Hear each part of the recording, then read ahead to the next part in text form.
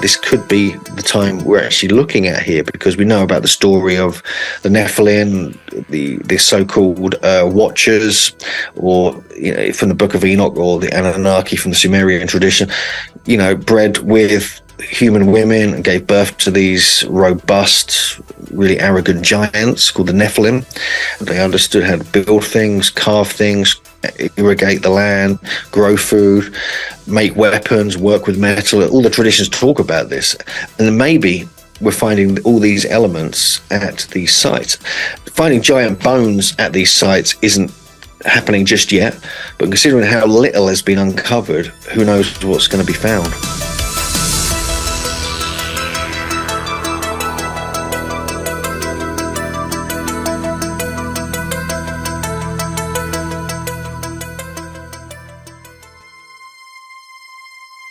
The history of our Earth is so different from what we can imagine.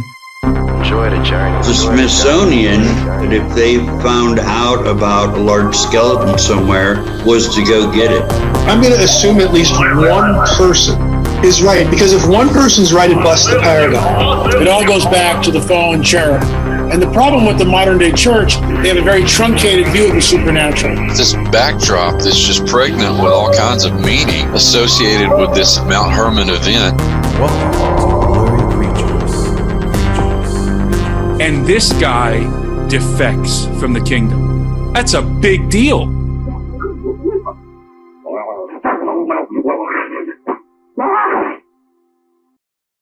So welcome back to Blurry Creatures. Hugh Newman. Hugh, you're a traveler, author, researcher, explorer, and we brought you onto the podcast today to talk about Karahan Tepe, which is, one of the most important archaeological discoveries. I mean, maybe the century, but at least the last 20 years or so. 11,000 years old site, sits in the Tek Mountains in Turkey. It's one of the 12 sites they've discovered there. And you said it's going to be on Ancient Aliens coming up here soon. But welcome back to Blurry Creatures. We talk about creatures on this show, whether it's giants, Bigfoot, or whatever it is. And I was watching some of the videos on this site, and they have a bunch of weird-looking creatures carved in stone. We could probably talk about some of those things. Some chimerical creatures, maybe, that maybe have roamed the world back then. So welcome back, Hugh. Love to get into it and talk about Karahan Tepe. Sure, yeah, sounds good. Let's crack into it. There's tons to tell, I tell you that. Yeah. Yeah, there's some weird stuff like ancient calendars and some sort of clock in the pits there with all the carved out, the shrine there. I was watching the videos. That's really interesting stuff. But yeah, this relates to creatures more often than not on our show, because sometimes people wonder like why we talk about, sort of this ancient history, but there's a lot of weird stuff roaming around. So we always find ourselves on this show getting into the megaliths and sort of the pre-flood world. Yeah, for sure. I mean, if you go back to the time of Karahan Tepe and Gobekli Tepe, which is like nearly 12,000 years we're talking about, there were like beasts all over the place. Oh my God. I mean, I think, there were like huge, big cats. There was like foxes. There's even like interpretations of what looked like dodos or kind of flightless birds. But there's leopards, a lot of leopards apparently. They're depicted at Karahan Tepe and at Gobekli Tepe. A lot of snakes, amongst other things. So yeah, I mean, it really was. I mean, the thing about these sites is that they depict what was going on back then. They really do it quite clearly. So they had a lot to deal with. We know after a while, a few hundred years of them building these sites, that's when agriculture developed. That's how it all began, after these sites were built. So they were dealing with these animals and then started domesticating them as well. So yeah, so there's a lot, you do get a lot of creatures in that part of the world at this time for sure. Mm.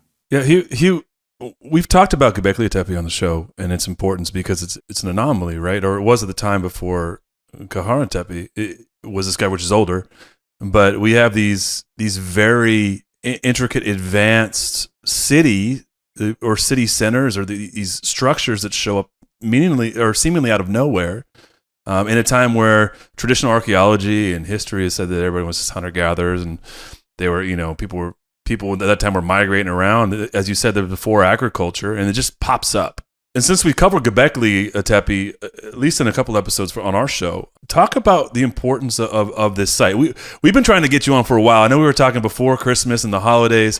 You actually had an article come out on Graham Hancock's website where you were out there breaking down some of the stunning discoveries. It's super important because this is rewriting history as we know it. And as Nate talked about, one of the things we get into here is the idea of hidden or undiscovered or alternate history as it gets called sometimes. And we know Graham gets a ton of flack for this. And even Wikipedia says he's a pseudoscientist. But, Graham Hancock had this massive Netflix thing that's really changed a lot of people's ideas about what history was like. And this is one of the sites. And Nate said, this is going on Ancient Aliens in a couple days. You get interviewed for it. But I think a lot of our audience isn't even familiar with what this is. So I would love just if you could break down kind of what it is, why it's so important. And then when I talked to you in December, you were there. You were like, hey, I'm going to Turkey. We're going to be there for a week. I could do it I could talk to you guys on site. Didn't really work out because of the holidays, but would love for you to just drop some knowledge about what this is, why it's important, what is there, and why it's changing everybody's perspective on history. Yeah, I mean, as you said, Gobekli Tepe was the one site everyone knows about. That's been known about since the mid-1990s. Actually, firstly, really reported on in the 1960s. Whereas Karahan Tepe was actually first recorded in 1997, just 2 years after the first beginning of the excavation of Gobekli Tepe, but it was left alone. It was in this remote place in the Tek Mountains, which is basically about 20 or 30 miles southeast of Gobekli Tepe. And it was Bahattin Selik. He was the archaeologist who found a few pieces there, a few statues of serpents and other such things. I went there first in 2014. I was with Andrew Collins. We were running one of our tours out there, and it kind of blew my mind because, firstly, we got to know the family. We had tea and lunch with them every time we went there. And all the site wasn't excavated. It was fully covered over. It had like little tops of T-shaped pillars sticking out the ground. A few artifacts had been found. There was this big unfinished T-pillar about 18 feet long down the west side of the hill, and that was it really. And then on another hill north of there, which is called Kechley Tepe, Kechley Tepe is actually the original name of Karahan Tepe. Karahan Tepe is a name given by Bahattin Selik in 1997, a combination of place names from the local area. But Kechley is the official ancient name for it, we think, which is interesting because in Kurdish it translates as a feminine element to it, like daughter, maiden, queen, sister, this kind of thing, possibly goddess. And the Turkish version of Kechley, or the Kech part of Kechley, means bald, like a bald head. And so the stone head is one of the main features found at Karahan Tepe, which looks like it's a bald head. And so maybe a memory of that, the two different languages recording this. And we think it's also a feminine site as well, like possibly a goddess site, fertility site. But for those that know nothing about it, it dates back to 11,400 years ago is the earliest date, which is only 200 or 300 years after Gobekli Tepe. And there was in use for about 1,500 years. What has been uncovered so far is in the northern part of the limestone hill. You must remember, this is like a limestone series of mountains. There's not much vegetation in this area. It's like you're just on another planet when you climb to the top and look out from it. It is quite remarkable. And the northern part of that hill they've excavated now, and they found this 75-foot wide sort of circular elliptical enclosure, which is similar to the ones at Gobekli Tepe, with all the T-pillars around the edge, two central pillars in the middle. But most of it is broken and fallen. But the west side of this huge enclosure is carved out of bedrock, so the whole eastern, north and south edge is all standing pillars, like monoliths, which many have fallen now with benches, kind of stone benches in between them. But the western side is like, then blends into the bedrock hill, and they carved it all out directly out of the bedrock. So that is incredible in its own right. Next to that, adjoining it, this is a structure, AC, I think it's called AD rather. And then you've got structure AB, which is what we call the pillar shrine. It's directly next door. It's linked to it via this whole stone, which is about 70 centimeters wide. And we'll talk more about that later. And that joins this much smaller structure, which is like 20, 30 feet wide. with all these, and it's carved out of bedrock going down into the rock with these 10 sort of pillars, like they look like kind of mushrooms or phalluses. They're carved out of the bedrock. They're like 4 feet tall, 5 feet tall, some of them. The western edge, you've got this head protruding out with this serpentine neck, with this open kind of mouth, and you've got this other freestanding pillar, which is like kind of curved pillar, like a kind of half a porthole stone, or it could be a serpent. It's very odd. And then next to that, you've got another kind of unfinished pit as well, which it looks like it had water in it or something in it, but that's aligned to something important as well. And then across the site, you've got smaller enclosures with T-pillars all over the place. It's a huge, huge area, and only a very small amount is currently being excavated. One of the things I know that you were out there for in December was that to see if this thing was celestial aligned. It is, correct? Isn't it? It aligns with like a lot of ancient structures. We talk about, anything from Stonehenge to Newgrange to the pyramids, and those things. They're all. It's crazy that they're all aligned to solar events or celestial events. Yeah, you were saying that you were there on the winter solstice and the sun was shining right through that porthole stone that was on that serpentine face of that creature. Why do you think they put serpents all over these things? It seems like a familiar theme when it comes to these ancient sites. Yeah, the serpent symbolism is very strong at Karahan Tepe. One of the first statues they found had a serpent rising up the front of this kind of anthropomorphic statue.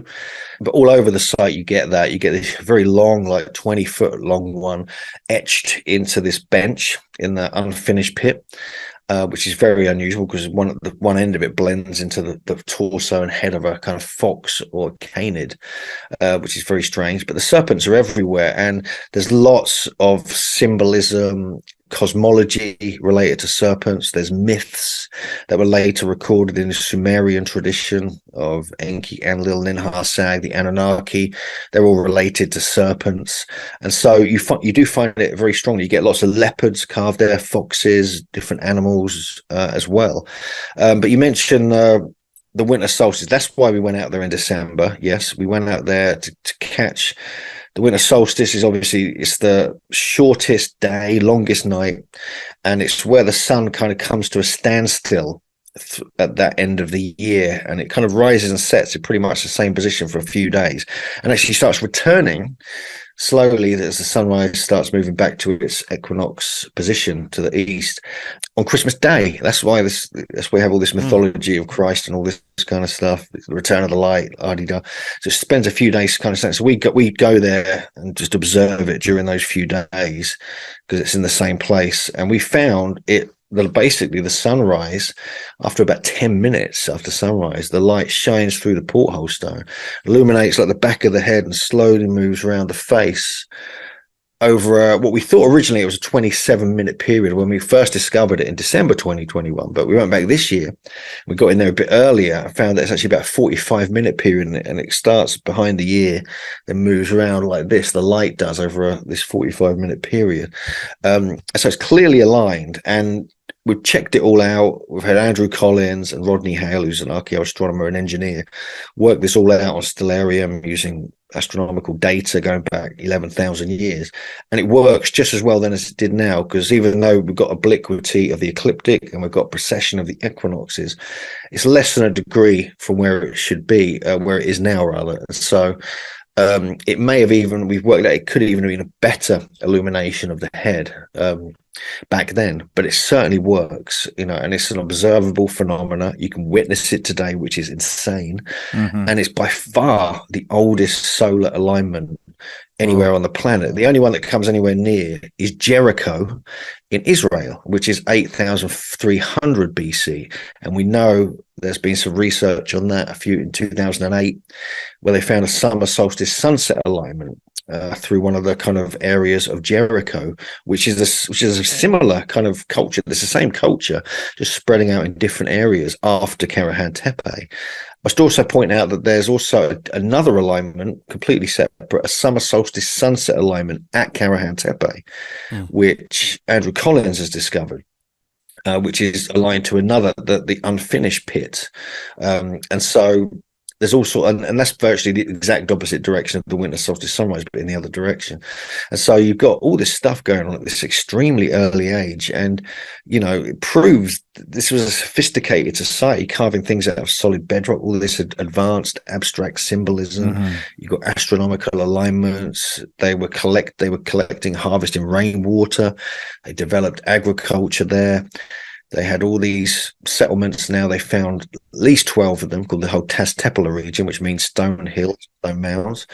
And so Karahan Tepe and Gobekli Tepe are just two of many, and there could be many more. We think there's, we've got evidence there's up to about 20 or 30 of them.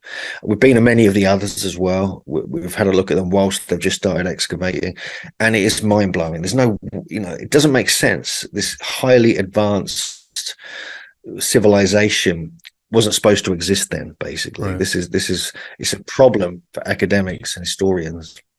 When I look at some of these old sites, it almost looks like, because you were talking about Ketchley Hill, and it almost looks like it could have been maybe some sort of pyramid structure, and it seems to be built up, and then some of these places are like carved into the ground. I remember we talked to Michael Tellinger early on in the show. He was talking about some of the carved in to the ground in South Africa. They had these like things that go down into the ground. So what is the difference, Hugh, between some of the ancient megaliths that are built up and some of the stuff's carved into the ground? It almost reminds me of like if you had a piece of property, you had like different things on your property. You had like your pool house in the back sort of dug into the ground, but then you have, your main pyramid, your main structure, or whatever it is.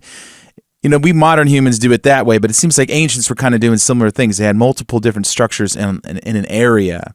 And I was just thinking that maybe Ketchley Hill was something they built up, and then Karahan was something built down. I don't know.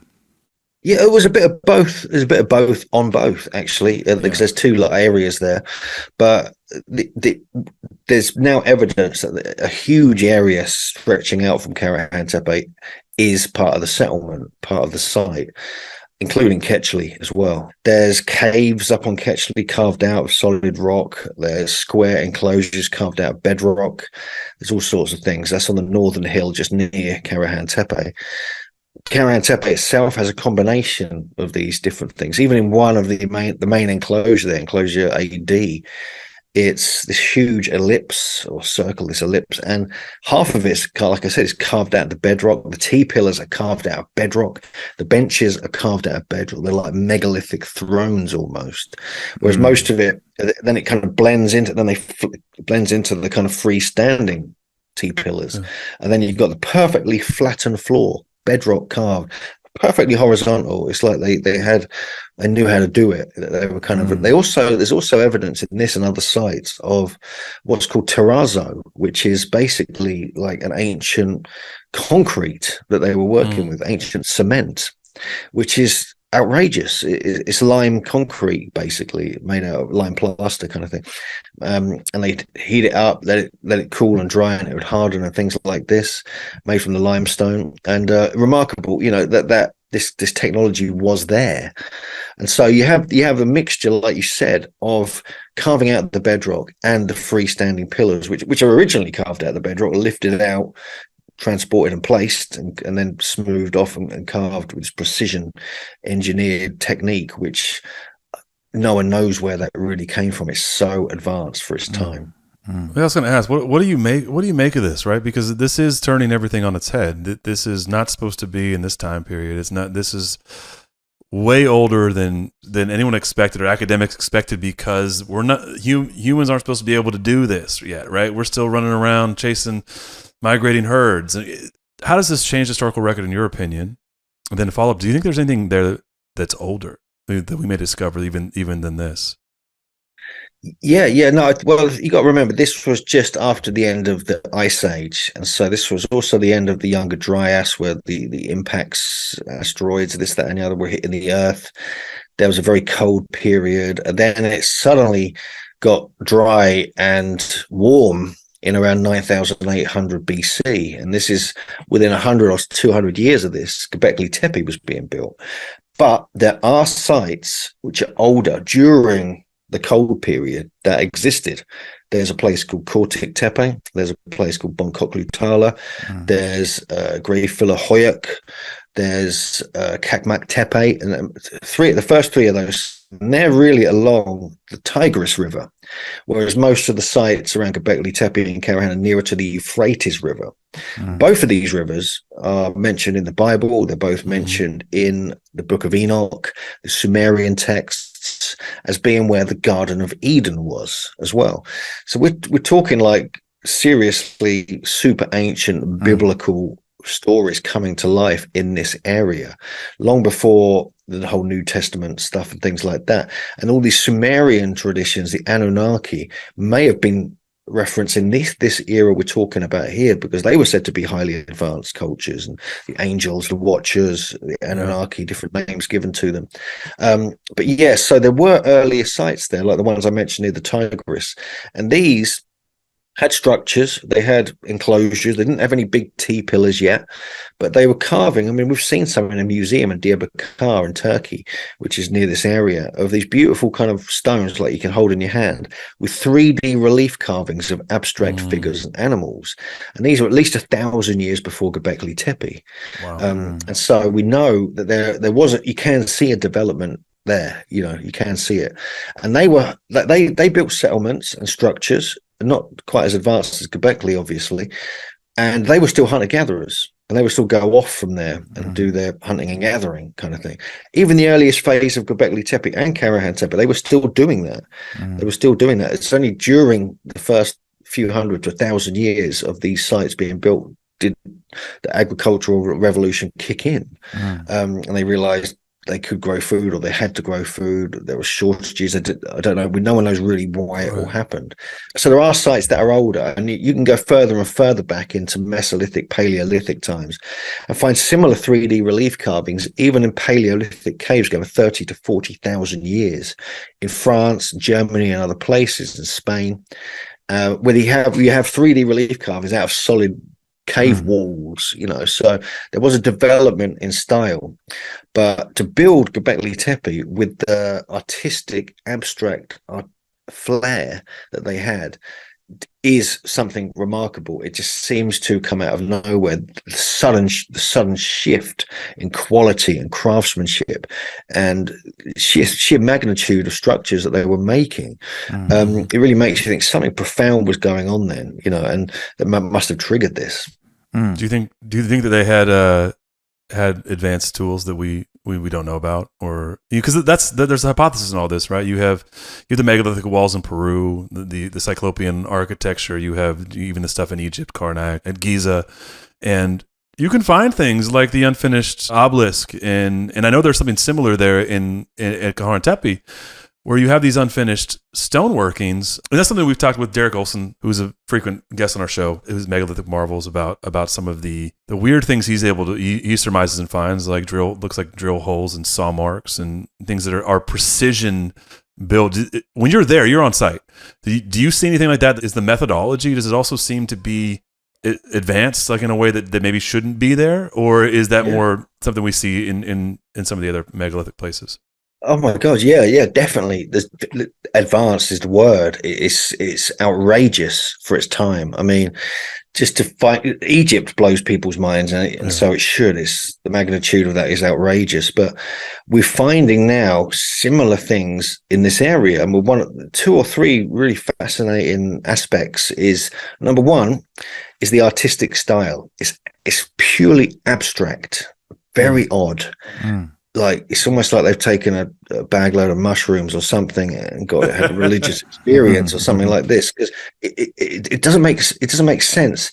The abstract, beautiful, almost like it's like they've been doing this for hundreds of years to create these kind of statues with these designs, and then that stayed the same for 2,000 years. Didn't change it one bit. They maintained that, right? And then you've got things like the stone plates that have been found. Now, these are now on display in Shanliurfa Museum. This is the main town that's in between all the sites. That's a very ancient town. It's got caves there. Actually, one of the Taztabla sites is in the middle of Urfa, in Shanl Urfa, where they found the Belichligal statue, or Urfa man, which is this humanoid figure that goes back 10,000 years.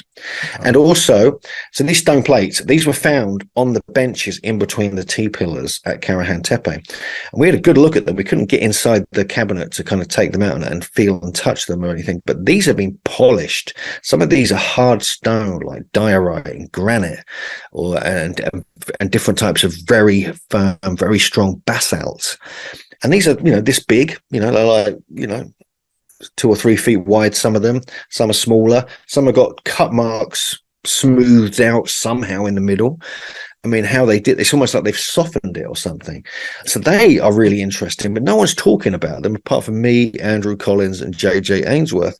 Friends of mine who I've been working with at this site for years, and they're mind blowing, and they're out of place artifacts in my opinion.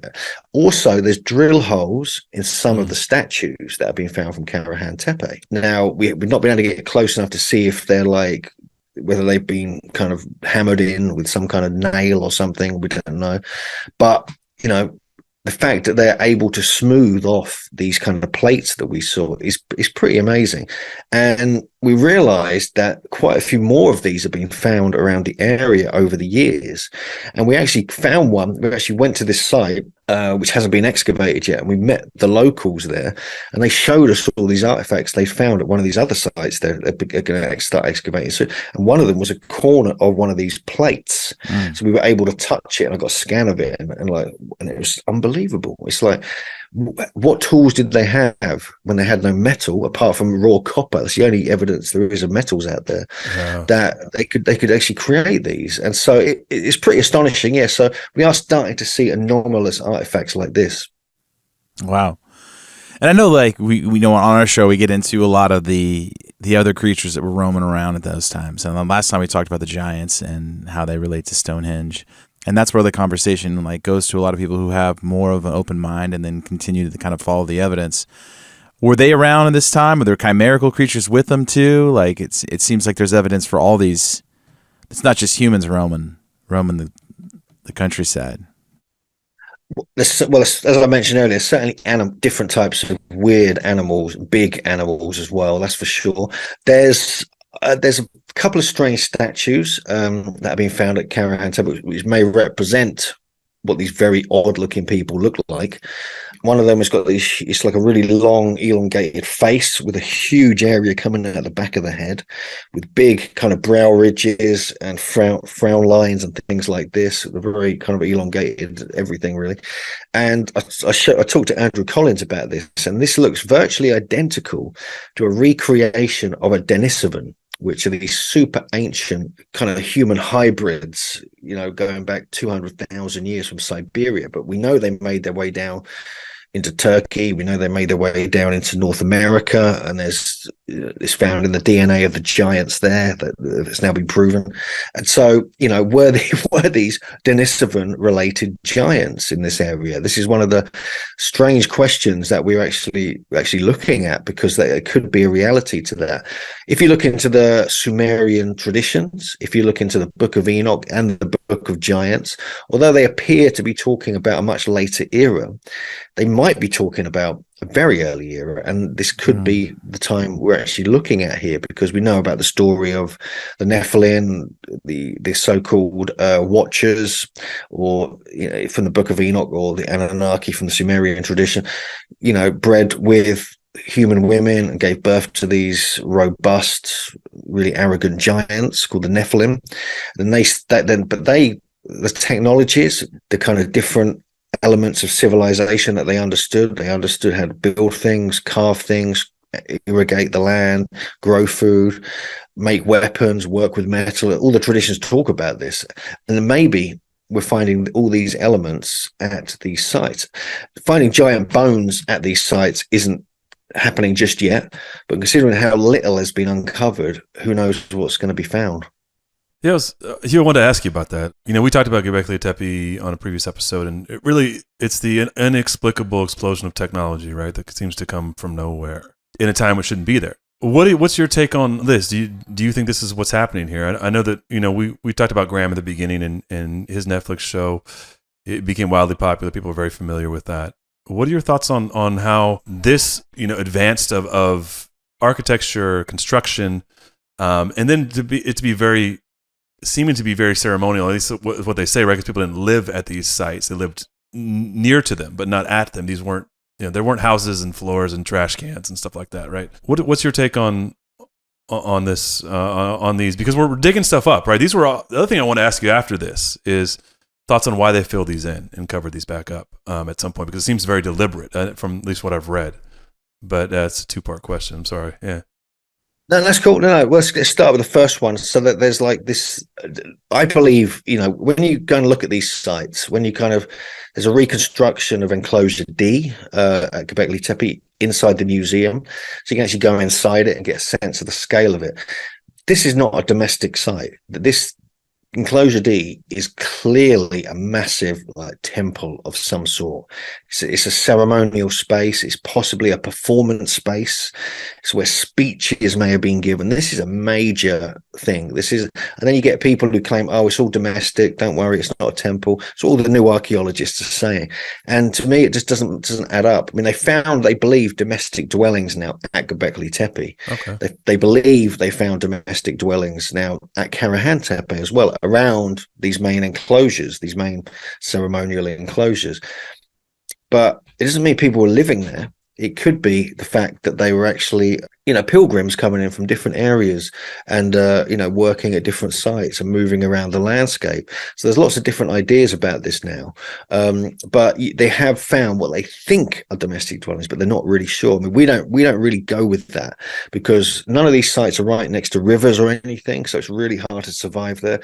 They literally have to collect rainwater and harvest it and use it, when it rains. This huge kind of it sounds a little like Chaco in some way, that in that sense, right? Like Chaco Canyon, that's what I think of right away, where you're like, they collected rainwater, there was nothing to eat there. Yeah. There was like no way to feed people. You couldn't support a population there. It had to be, maybe you say, as a pilgrimage, or perhaps maybe it was, the builders. I know in Egypt, they've got these villages of people that had to live somewhere because they were building it, for however many years, but...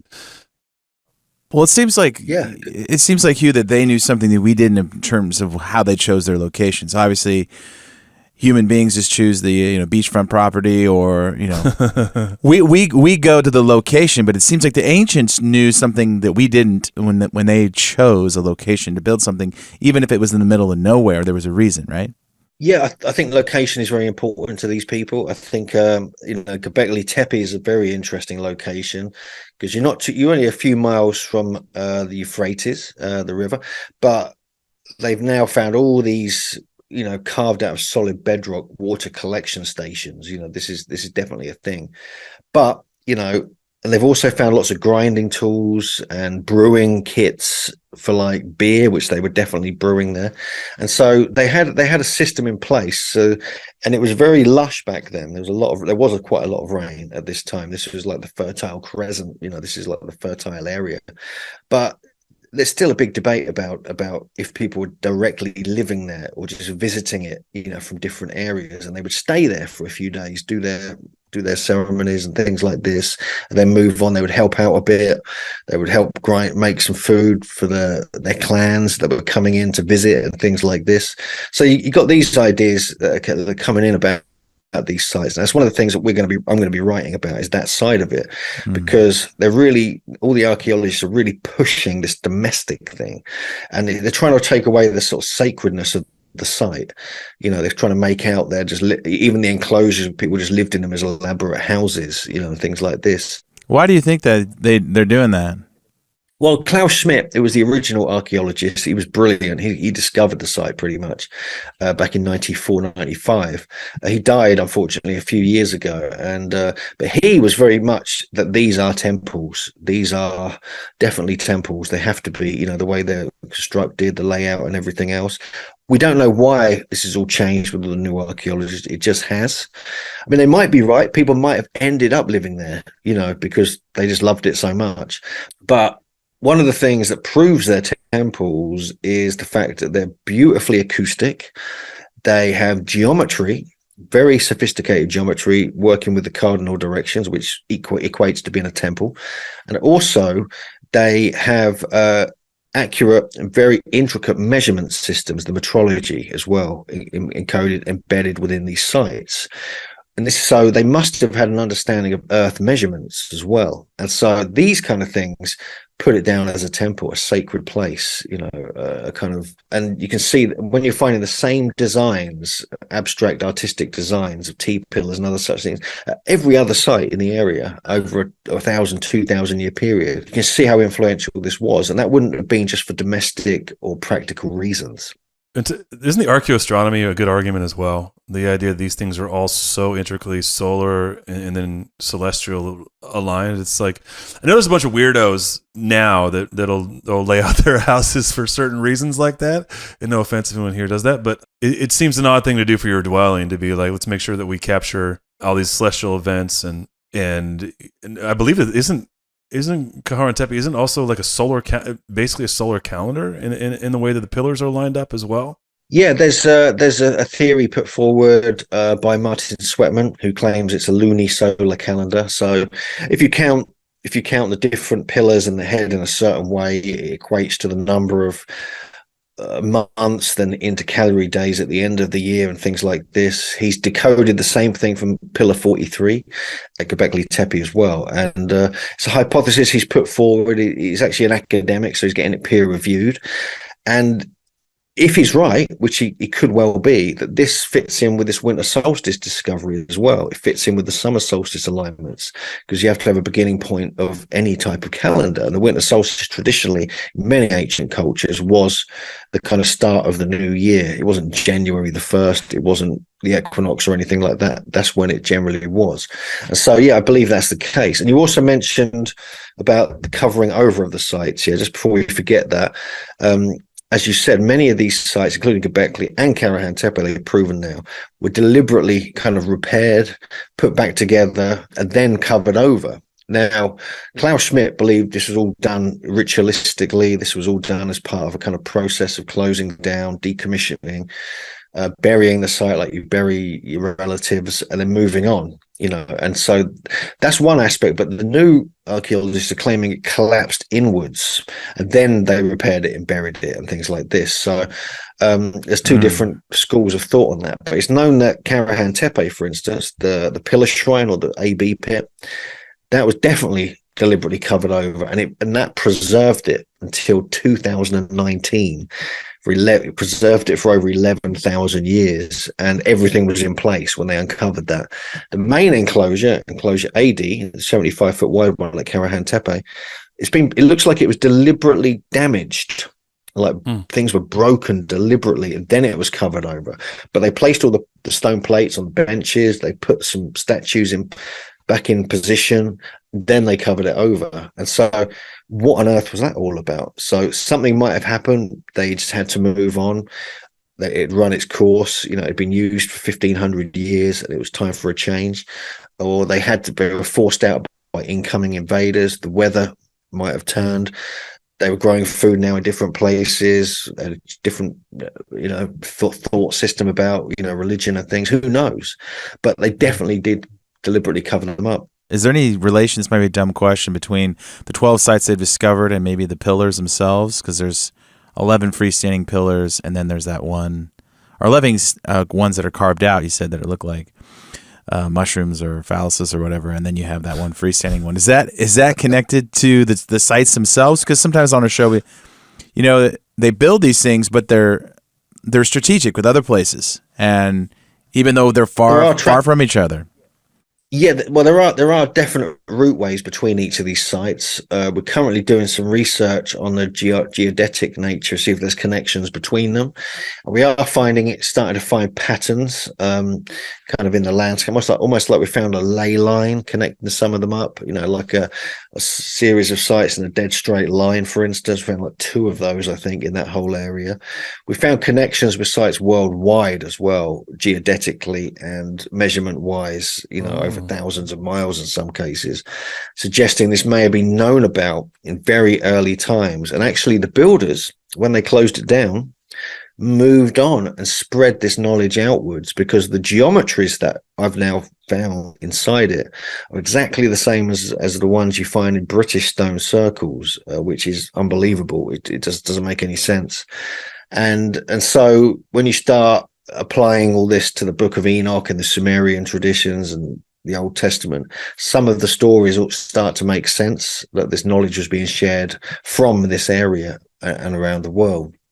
That's wild. I just feel like the more that we find out, Hugh, and the more that we discover, the less we know. It almost feels that way. And the fact that there's a pit full of phalluses, I just want to make 10 different jokes. I know we're having a serious conversation, but it's like, they didn't cover it up because it wasn't funny anymore. Because here we are, 10,000 years later, it's still funny. So, do you believe this is the epicenter for a lot of the geometry that we're talking about spreading out?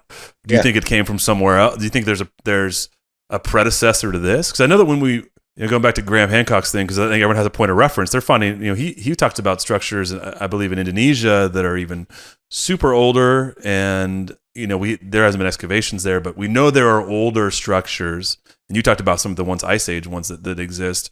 I think that knowledge was passed down from older structures. Is this ground zero? Is that what you're saying? Or is this ground zero? Or do you believe that this was something that was imparted, perhaps like in the Enochian tradition that you had mentioned before, where this is an impartation of knowledge? Maybe this is ground zero for that. I personally think that Gobekli Tepe and Karahan Tepe, this is ground zero when it comes to innovation. That became civilization soon after. I call it a super civilization, because the advancements of and sudden change that took place in this era are just astonishing. You have sophisticated astronomy. We're not just talking about the sun and the moon. We're talking about the stars. Gobekli and Karahan have connections with Cygnus, Deneb. In Cygnus you have the Sirius thing. Sirius was starting to rise on the southern horizon and things like this. That was being recorded. New evidence we've got with Scorpius, I was talking with Andrew about today, in fact, which is going to come out in the books. And so there's lots and lot. It's too advanced, all this kind of stuff. And then you're looking at the geometry. This is something I haven't published yet. I'm going to do an article about this. It's going to be coming out in my book as well. And I've talked about it in a couple of my lectures. But this is basically, so the geometry is the most fascinating part for me, because we've got, if you look into the work of Alexander Thom in the 1950s and 60s, we find that he came up with 8 or 9 different types of geometry, specific, it's different sort of elliptical, egg shapes, flattened circles, things like this. And the same principles and the same geometries have now been found at Gobekli Tepe and Karahan Tepe. I just looked into this myself and found all these. I'm amazed no one else had done it before. And so that blew my mind. And then I worked with a gentleman called Adam Tetlow, who's a master geometer and metrologist, ancient measurement expert. And he found that the same measurement systems that we find at places like Stonehenge and in the pyramids, Sumerian ziggurats, were used at Gobekli Tepe. Wow. So it must have come from there. It must have originated there. They were using it first. Now, we haven't found them at any other sites as yet, because not enough has been excavated. So there might be more, they might be older, but this is what we've found so far. And so if that's the case, then this is a massive, massive story. And the archaeologists, the academics, they're not really that interested in geometry or astronomy or ancient measurement systems. They're just not interested, whereas I am, and many of my colleagues and friends are. So we're going to be doing this ourselves and applying what we know to these sites. And we have to thank people like Alexander Thom, also John Neal and John Michel, who are like my mentors, who've been looking into these side of things at ancient sites for a very long time. It reminds me, Hugh, a lot. Early on our show, we interviewed Fritz Zimmerman, and he wrote a book he does a lot of the mathematical work here in America and all these mounds, and he was saying that the natives wouldn't have had access to this sacred geometry, right? And they were building things to the solstice here. They had the serpent mound. So you have this math, this sort of ancient math here in America, and you have these serpent mounds here too. So they must have spread out from somewhere. They were all over, kind of building the same things. And have you seen any connection here in America to the things you're finding over there in Turkey? Well, yeah, you do. I mean, a lot of people underestimate the Native Americans and the quality of the the layout of some of their mound sites. Or at least they learned it from somebody, you know? Yeah, but it's so advanced, the geometry they were using. They were using Pythagorean triangles. They were using alignments like exactly like we find, in Giza, around Egypt, in Britain, and other such places. There's similar geometries to some of the stone circles as well. And so whether it's likely they might have come up with them. They could have come up with them independently, because a smart, rational mind, and remember, if these are the giants we're talking about, they had big brains to work with as well, and they were probably, again, they were eating bags of mushrooms in North America as well, and getting stimulated and having ideas flowing and things like this. They got ideas, man. Well, there's a good case. There's two ways to look at this. Either there's a migration eventually made its way over to America. This is Fritz Zimmermann's one of his theories. It all began in the Bible lands, spread out through Europe. They came over the Atlantic to America. That's where you get the Nephilim in America, things like this. There's also the kind of beyond that, you have the Denisovan DNA and ideas coming down from Siberia, which migrated into Turkey and America many hundreds of thousands of years ago, and some of those ideas maintained themselves. So there's different ways of looking at it, but I think there are connections between the Americas and the Middle East. There's lots of strange things that have been found in Peru, for instance, or Bolivia. You have the Fuente Magna Bowl found near Lake Titicaca near Tiwanaku. They had two different types of Sumerian inscriptions with Aymara script, which is the local Bolivian ancient kind of text. So, and that must be like 2000 BC or something like this. And so what's that doing there? And was there a connection with Sumeria in 2000 BC? So why not from other times? Because we know there's now people taken to boats and sailing around the world, going back 40 to 50,000 years or more. I think there's even a thing that came out something like 400,000 years ago. They found evidence of sailing and things like this. And so why not? Why can't ideas be spread around? Why can't there be kind of movement around the planet?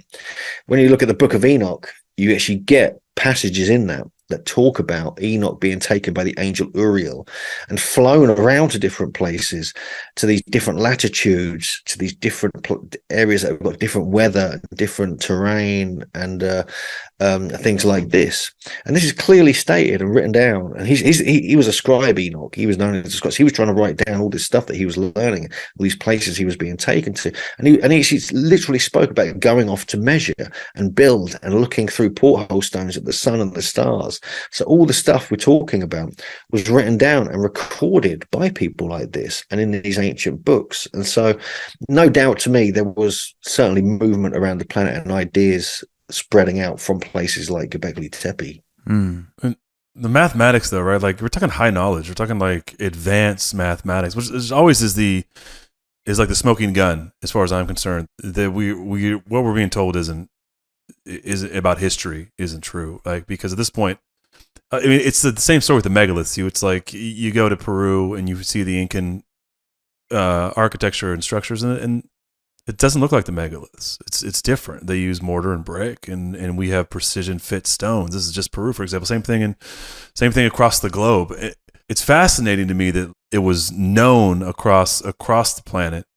It was known in all these different places, and then is lost. And I mean, I know we have the flood epic and the flood story, the Noahic flood, and that could account for maybe potentially the loss of knowledge. But I love the work you're doing, because I think it's so important to realize that, like, even when we talk about the new archaeologists, like they're still pushing the narrative that isn't backed up by the historical, the evidence, the record, the stones, the things you can touch and put your hands on, and then measure. That's what I think is so really important about the work you're doing. And I'm excited for one that you're talking about this on our show, because I know your book's coming out and you've lectured a bit about this, but grateful for you sharing that, because it is a mind grenade that we're finding the same geometry at a place that is way older than we're supposed to find it, and then that's replicated in places like France and in the UK, in the Britons, and then Fritz has found similar things. We've done an episode on the Serpent Mound and talking about its celestial alignment and the geometry there, and you're like, dude, these things all are the same, and they're all really old. I think I can't reiterate how important it is that this gets rewritten. It matters. It's just funny to me that this is that it's outside the box to think that these things existed when they did. And it's just impressed upon me that that's just it's crazy that people push back against that. You know, they lived there. It was a house. You know, it was a house with all these, you know, with nowhere to nowhere to live. Just a lot of T-pillars. Yeah, no, I agree with you. I mean, I think what Graham Hancock's done with Ancient Apocalypse is brilliant. Actually, I mean, I'm just delighted. It's got the exposure it has, like tens of millions of viewers. You know, seeing, you know, Karahan Tepe was on there as well. He went there actually, like, when it just started to being excavated. Only half of the main enclosure was actually kind of uncovered, and he was fortunate enough to get inside the pillar shrine, you know, which we're definitely not allowed to do that anymore, that's for sure. But yeah, so, you know, I think like you need people like that to break down the kind of boundaries. I mean, he's been doing this for 20 or 30 years, mind you, but it all to me, a lot of it makes sense of what he talks about. I don't necessarily agree with everything he says, but fundamentally, he's on the, you know, he's the pioneer. He's the one who's getting attacked. He's the one who's putting his reputation on the line and pushing the boundaries down and just, you know, going into debate with archaeologists about this who are, you know, quite mean to him in some cases. Pretty nasty. It gets pretty nasty. But if they're reacting that badly to this kind of stuff, why are they doing that? You know, there must be something in there that is really annoying them, you know, that he's got an element of truth in it. There must be, because otherwise, why would they bother? Why don't they just dismiss it as a load of nonsense? You know, they're actually, you know what I mean? So there's like, you're over the target. You're over the target if you get the pushback. Yeah. I mean, that's one of the things we do. Yeah, that's one of the things I tend to focus on with the conference that I organise here in every May. We bridge the balance between academic and alternative researchers, and actually throw them all into the mix on the same stage. And we now get top, you know, academic archaeologists and historians and things like this, alongside some quite far out ideas, far out, you know, speakers and things like that. And this is what we've been doing for years, and so is Graham. And so I think it's just, you got to keep doing it. And now where they're all getting on with each other and becoming friends and realizing, oh, there's something in that, you know. Oh yeah. And people are now, the alternative people are now respecting the archaeologists because they're willing to kind of open their minds a bit. And likewise, the people who've been into the far out stuff are realizing what archaeologists do is very important. They do all the hard work, you know, digging and exploring, you know, and kind of getting into, you know. But I think when it comes to interpretation, that's open to everybody. I think you've got to have different disciplines interpreting the sites rather than just archaeologists doing it. Yeah, man, because I think, you know, you can get sort of pigeonholed. I mean, every expert has their blind spots, right? Every researcher has a blind spot. It's impossible. And I think that, you know, the way the academics and science used to work is you throw it all in the pot. Let's get some hypotheses, you know, let's figure this out. And then, I don't know, in the last 50 years, it seems like there's one narrative. If you challenge it, you're out. And it's a strange time to be a human being, especially with research. And one thing we talk a lot about on our show, Hugh, is there's familiar themes. Obviously, Luke and I, you know, this isn't really our expertise. We don't dive into these rabbit holes all the time. We're more in the creature space, but there seems to be this emphasis on bloodlines, reproduction, and fertility that goes on in the ancient world. And sometimes I think about it like a modern day human, like they had the same problems that we had, right? They were trying to get energy. And some people are just like, oh, this pyramid is a giant tomb. And it doesn't make any sense. What makes more sense is some sort of power source, some sort of generator, because that's what they needed, like we need today. We got our electrical grid. They have their electrical grid. They don't look anything the same, but the similar problem, right? So is maybe some place like Karahan Tepe maybe an ancient fertility site? You go there, you get pregnant. You go there, you see all these big giant phalluses, and then you got a baby. I don't know. That's the way my mind thinks. Like, could it be something so simple? And it is a shrine, but it's there's a functional purpose. It's like a medical center, maybe. Yeah, I totally, yeah, that's exactly right. I mean, that's what me and JJ are currently writing about. The idea it's a fertility site. That's one of our main themes, because we've got a second article coming out on the grahamhancock.com website in the next few weeks. We're taking our time with it. It's also going to be a chapter in a forthcoming book. And this is it. This is what we're finding, because those kind of phallus-shaped stones, those three monoliths, are like Shiva lingams of ancient Vedic tradition, which are often associated with fertility and abundance and things like this. And the same principles are there. And JJ has found lots and lots of evidence of goddess traditions there. Even the place names as well are linked with this goddess, this feminine aspect, and so the list goes on. And we've done a whole load of research on that, because even the winter solstice sun is like a male shard of light penetrating the female porthole stone and then going into this womb-like chamber, which has got phalluses in it, and then water comes in, which is feminine. So there's all this constant mix.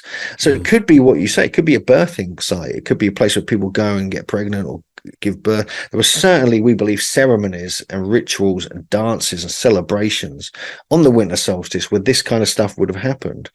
In pagan traditions, that's on May Day, where all the locals get together and get busy and go crazy with each other over a few days and get pregnant and everything else. But the winter solstice is also fertilizing time of year as well. And like, you start looking into the traditions, you start looking into what even archaeologists like Aubrey Burl have been writing about. They say the same thing. This is highly likely what these were used for.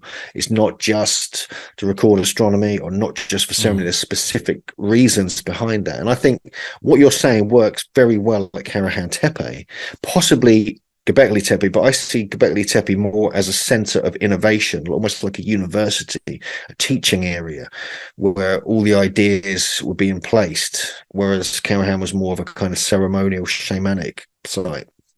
Yeah, I love it. I mean, that's the way my mind works. That's the way I think about things. I mean, because some of the creatures we hear about on our show, they have genetic anomalies, right? They have 6 fingers, 6 toes, double rows of teeth, giant heads, physical sort of hybrid, maybe problems, right? Some of them are described as different colored. Their blood doesn't work. So do you think that these beasts, kind of creatures, giants, whatever, could have had like problems getting pregnant? They couldn't reproduce as easy. This took a turn, Nate. That could be the case. That could be the case. I mean, like, funnily enough, one of the statues at Karahan Tepe on the hands has 8 fingers on each hand. Some of the other statues have 4 fingers, 6 fingers, and things like this. Even the archaeologist Neshmi Corral stated quite clearly he's confused why there's no statues with normal amount of fingers carved on them, and what does that mean? And so there's also lots of statues of animals and humans with like emaciation, with like almost like they're starving, they're showing their ribs and things like this. They're really skinny. And so was there a problem with growing food? Is this why they had to create this kind of fertility? And there's also traditions, this is very strong traditions everywhere around the world, that literally having fertility rites at ancient sites would stimulate fertility, not just in themselves, but in the animals, the plants, and the landscape. And so sexual rites was part of this. And I believe the symbolism kind of proves that at Karahan Tepe, this was most likely the case. It's interesting. But you've also got the animal, right? Because a lot of the you mentioned the animals, so you got a lot of the statues there kind of half human with a kind of almost like a kind of animal on their back, like different creatures like foxes, different canids as well. Some of the statues literally have them standing on their back holding their head and things like this. And so there's even if you look back into the old traditions again, which I've been doing a lot recently, like there's all these kind of symbols of like bestiality, which sounds pretty dark. Crosses your mind what that means, but it may be more symbolic, more of a shamanic kind of combination of human animal hybrid rather than sounds like a skinwalker. Yeah, exactly. So there's this kind of shamanic element as well, I think, when you're looking into these sites, because they really revered animals. They domesticated many of them, they feared them, no doubt, they ate a lot of them, I'm sure. But there's also this kind of hybrid element which I think was ceremonial and linked with fertility, and it was a way to kind of enhance fertility in themselves and the landscape. So there's all these things to consider. There's something me and JJ are currently writing about as we speak. So I think it's, everyone's wants to know if you ever dig up a statue of Bigfoot out there. You gotta let us know. That is the source of Bigfoot, Luke. He came out of the ground of Karahan Tepe, and then he spread all over the world. We talk about mythological creatures in the show, and you have like the centaurs and the goat man and all these sort of hybridized, and if you look at Genesis 6:4 and that all flesh is corrupted, there could be something to that, in the sense of, if we're to, say perhaps some of these things were actual real creatures, and it was this weird creation and hybridizing of human and animal DNA.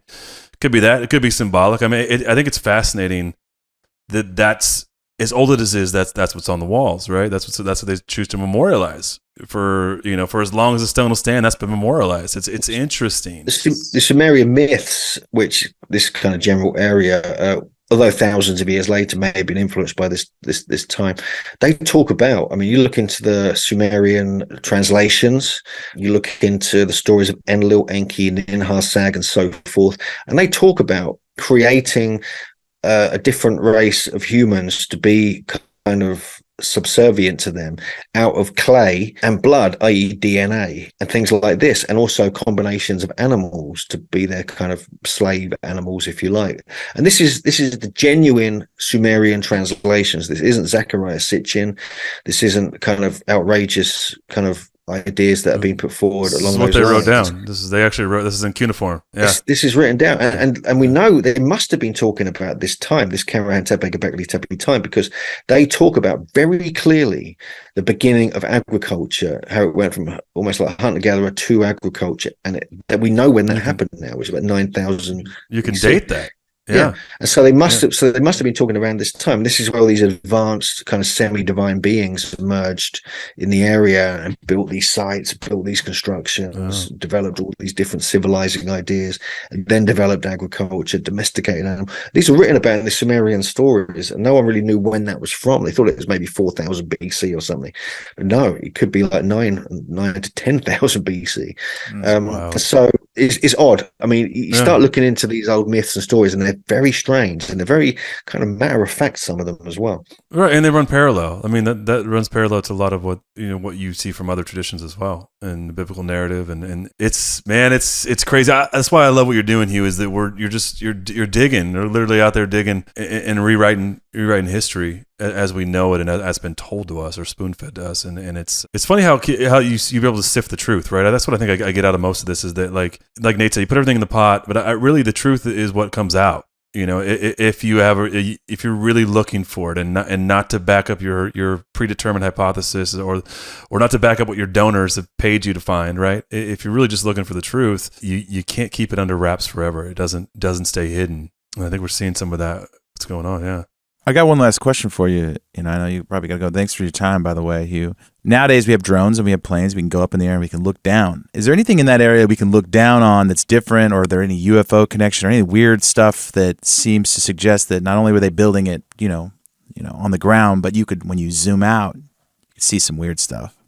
Yeah, there's a few of there are a few anomalies in the landscape. There's something Andrew Collins has been noting around some of the sites. There's almost like geoglyph symbolism, like they've chosen certain places because of, when you look at it from afar or above, it looks like a kind of crescent moon or something like this. It's this, but when you start going under the ground, look at sites like Derinkuyu, a few hundred miles to the west, huge underground cities. They found some near the Gobekli Tepe region in a place called Mardin now.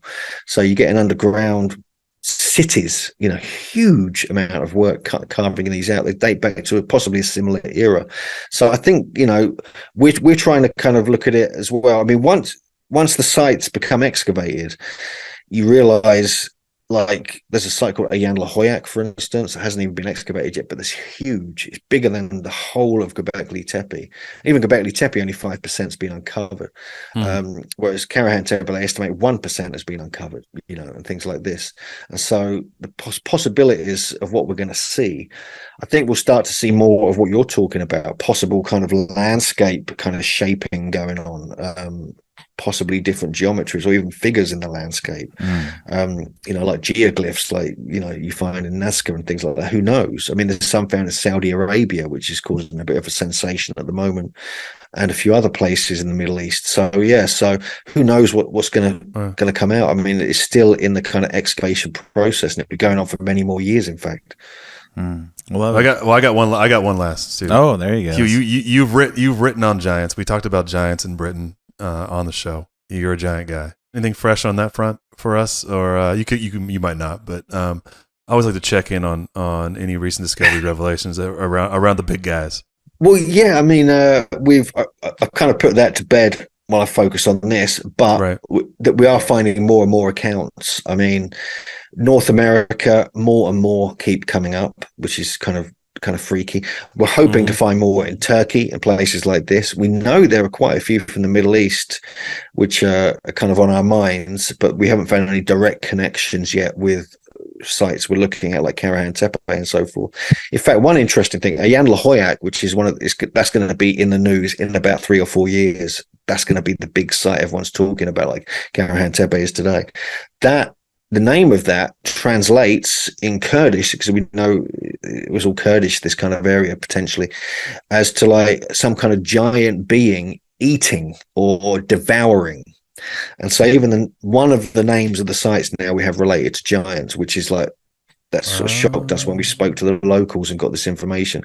This is why it's one of the things me and Andrew and JJ do a lot. We've got friends over in Turkey now. They come with us and they translate for us, and we get to meet the locals, the town elders, and get all the information about what was really going on and the names, everything else. Yeah. So we've been gathering data like that. There's like this site as well, Jan Lahoyak. They found this giant cave system which goes hundreds of meters into the earth, but they blocked it all up.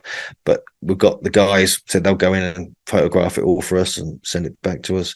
And they say there's carvings down there's bones in some of them. So yeah, who knows what's going to come out of there. But directly relating to the giants, yeah, we found a few more from Britain since the book, just a couple more.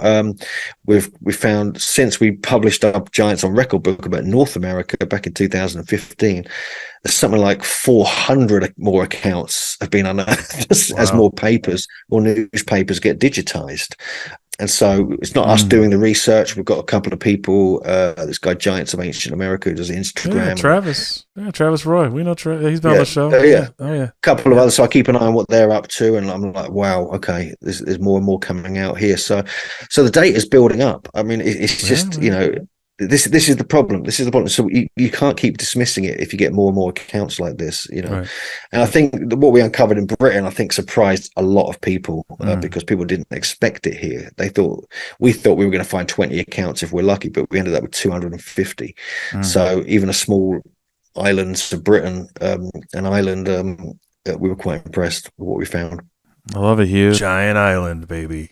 Yeah, that's right. there's a spider web, and it seems to go all over the world, and it starts maybe in some of these places like Karahan Tepe. So we appreciate you, Hugh, coming on, dropping your knowledge on our listeners, and maybe share with them how they can get involved with where you're at and what you're doing, whatever you want to plug. Sure, yeah. Well, they can search for me all sorts of social media. Our Megalithomania website is just megalithomania.co.uk. Also, the big YouTube channel, we've got like 1,000 videos up on. You've got tons on Karahan Tepe now. We've got new videos coming out soon to sort of coincide with the Ancient Aliens episode that we're involved with. Obviously, we do our big, we encourage people to get out and explore and meet us all. We do our big Megalithomania conference every May, 6th and 7th of May in Glastonbury, England. We do 4 days of tours. We have all this kind of ancient mysteries information, including academics as well. Got a great lineup this year. People can check it out on the website. We also take groups out now with Andrew and JJ to Karahan Tepe and Turkey. We do a couple of tours a year, and this really helps us because we're completely self-funded, so it helps, you know, enable our research. And also we discover things on our trips as well with groups, and so it blows their mind, you know, when we kind of make these little discoveries. Sometimes they point stuff out we haven't even seen, didn't even notice before. We found this in 2015. We found this bone plaque that a friend of ours who was on the tour had eye surgery, laser surgery, like a few weeks before, and we couldn't see it, but he saw it, and it was this inscription, this tiny little thing, 3 inches tall, this bone fragment, carved T-pillars on it, which is the first pictorial image of T-pillars anywhere found in the area. And it caused this viral sensation, and it was one of our tour members who kind of found it. So we do enjoy it when groups come out, because we're researching while we travel. We stay on and continue our research afterwards. So people want to check out our tours. They're happening in May and September to Turkey, but we do other ones to multiple other places as well. It really helps us, and you know, we have a lot of fun as well. So yeah, it's all on megalithomania.co.uk. Appreciate it. Yeah, Everyone everyone get out there, Nate. We got to get out there and see that stuff. I know. We're gonna come annoy you.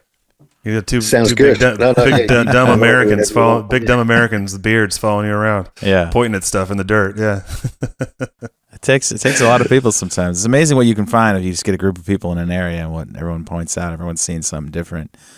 It's amazing how many things can just be right there in the dirt, and you just walk over it 1,000 times, and it takes some mind in some particular day to figure it out. So it's weird. I agree, and I think there's a lot to be said for that. And so you know, that's why we enjoy getting together at the conferences and on the tours, because you get people just like us, you know, just they're fascinated. They want to find out more. They want different ideas, and they can search for themselves. And especially somewhere like this part of Turkey where it's still being excavated, you know, things are actually happening now. It's almost like going back to the 1800s in Egypt when they're starting to uncover the temples or the jungles of Mexico and things like that, when they're starting to make the discoveries.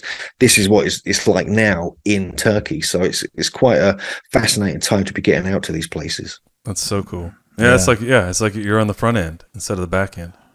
I'll bring my mom. She can find anything. I'll bring her as well. All right. So